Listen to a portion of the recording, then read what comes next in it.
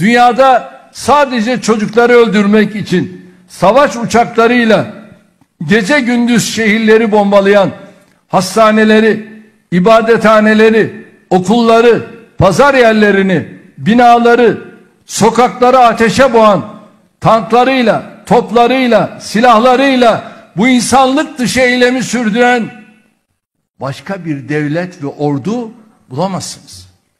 Şimdi buradan İsrail'e ve dünyaya sesleniyorum. Toplantılar yapıyorlar. Son yaptıkları toplantıda yine bir araya geldiler. Tüm Batı Hamas'ı bir terör örgütü olarak görüyor. Şimdi buradan sesleniyorum. Ey İsrail, sen bir örgüt olabilirsin. Çünkü bu Batı'nın sana borcu çok. Ama Türkiye'nin sana borcu yok. هذا البيت وشوفوا كيف الركام مليان في كل مكان. يعني احنا اصلا مش حابين نعيش هذه المعيشة. المفروض احنا نعرف كيف حياة الألعاب، حياة الفرحة. عارفين هذا العدو ما بيعرف غير القتل والغدر فقط. بميزش بين أي حدا، لو صغير لو كبير. يعني المهم يقتل. اليهود بيفكروا عشانهم كتير قتلوا منا، بيفكروا انه خلص احنا حنترك ارضنا وحنكره ارضنا وحنعطيهم اياها وخلص حنستسلم. لكن احنا على الفاضي، كل ما هم بيعملوا زي هيك بتزيد عزيمتنا وبتزيد قوتنا، وباذن الله النصر قريب ان شاء الله وحننتصر عليهم. وهذا الكلام طبعا مش بعيد. ويسألونك متى هو، قل عسى أن يكون قريب. هم اليهود فرحانين عشان موتوا بابا هو طلبها ونالها. مبسوط كثير هلا بالجنة، وقلت لما تروحوا على النار خليكوا تدوبوا، مش خايفة منكم لأنكم انتوا جبنة. لو من غير سلاحاتكم مستواكم كثير واطي. انتوا بتعرفوش ايش معنى اصلا الله. واحنا حنصير اقوى ورح نصلي بالقدس ونحاربكم لحد ما نحرر ارضنا، لانه هاي ارضنا ولازم نتمسك فيها.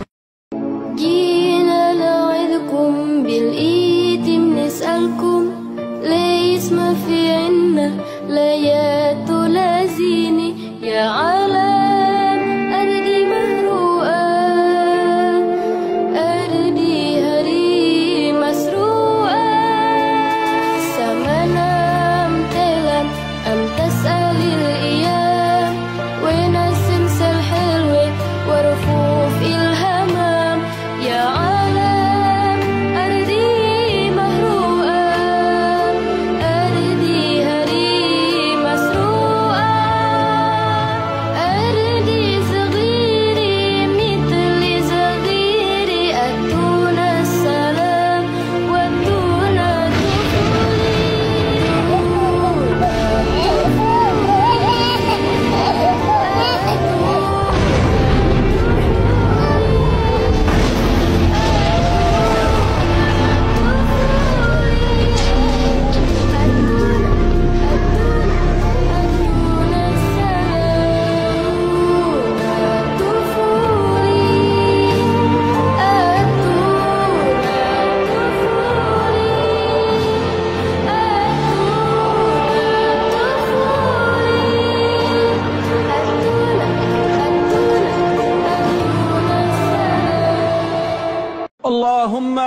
اللهم حرر المسجد الأقصى من اليهود الغاصبين. اللهم حرر المسجد الأقصى من اليهود الغاصبين والصهاينة الغادرين المحتلين. اللهم إنهم آذوا عبادك المؤمنين. اللهم إنهم آذوا عبادك المؤمنين واعتدوا على المصلين. اللهم زلزلهم.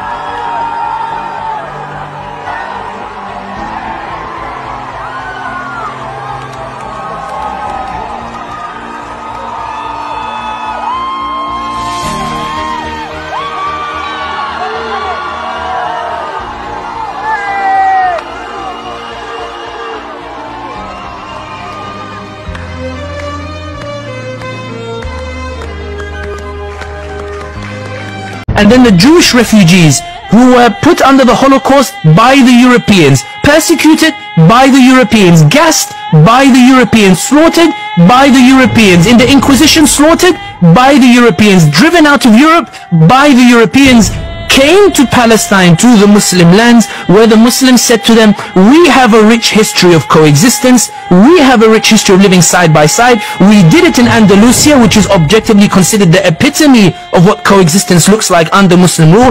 Come and live side by side with us. The Muslims welcomed the Jewish population into the lands, and the Zionist project convinced many of the Jewish population at the time, not all of them, but many of them, to lift a gun, go and turf the Palestinians out of their homes, seize their land, seize their homes, and put them into refugee camps. The idea being that we took in people as a guest and agreed to live with them side by side, and they decided instead to take the house from underneath us and kick us all the way out. Not only that, the reason Palestine means so much is because there is this glaring shock that instead of the world coming to an agreement that this is an apartheid regime that is set on oppressing the Palestinians, we see instead a coordinated approach from the international community to legalize the illegality, to say, okay, Israel may have taken these lands and stolen these lands and committed ethnic cleansing and driven the Palestinians out, but because we like them better than these backward Arab Muslims, let's discuss not about how to get the Palestinians to return to their land. Kalau kalian lihat pembunuh semuanya, hei, jangan ngaku kalau kamu tidak pernah membunuh orang Palestina. Kalau di depan kamu ada bayi kelaparan, tidak ada susu, tidak ada makanan, tidak ada obat, orang tuanya terbunuh, tidak tahu entah di mana. Berapa banyak yang sekarang di rumah sakit, darah mereka habis, obat-obatan tidak ada, dokter terbunuh, dokter spesialis terbunuh. Kalau kita diam, bukankah kita pembunuh?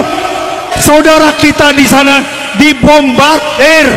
Amerika nggak ada malu-malunya, katanya negara paling menegakkan HAM, tapi lihat, dia bawa duitnya, dia bawa pasukannya 2.000 orang, dia bawa tanknya, dia bawa senjatanya, dia bawa semua amunisinya, dia bawa sekutunya, dia bawa medianya, dia bawa semua teman-temannya.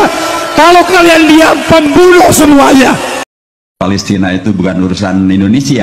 Belajar sejarahnya belum jauh. Tahun 50 itu Israel mengirimkan pengakuan terhadap kemerdekaan Indonesia. Bung Karno menerima? Ditolak. Ya mengapa? Karena kalau Indonesia menerima pengakuan Israel, maka resiprokalnya, timbal baliknya Indonesia harus mengakui kemerdekaan Israel. Bung Karno tidak mau. Tahun 55 Bung Karno menyelenggarakan konferensi Asia Afrika. Itu Israel kan adanya di benua Asia, harusnya terundang, dan Israel minta diundang. Bung Karno mengabulkan? Tidak. Yang diundang adalah justru Mufti Yerusalem, Mufti Al-Quds, Sayyid Al-Amin Al-Hussein. Tapi itu yang justru diundang. Pada waktu itu tanah Palestina yang dijajah oleh Israel itu belum sampai 50%-nya. Itu pun Bung Karno tidak mau. Tahun 62 Indonesia menjadi tuan rumah penyelenggaraan Asian Games. Mestinya Israel diundang, tapi Bung Karno tidak mengundang, memilih diembargo ketimbang mengundang Israel. Dan waktu itu Bung Karno mengatakan bahwa selama kemerdekaan tidak diberikan pada bangsa Palestina, maka selama itu Israel adalah penjajah, dan selama itu Indonesia tidak membuka hubungan dengan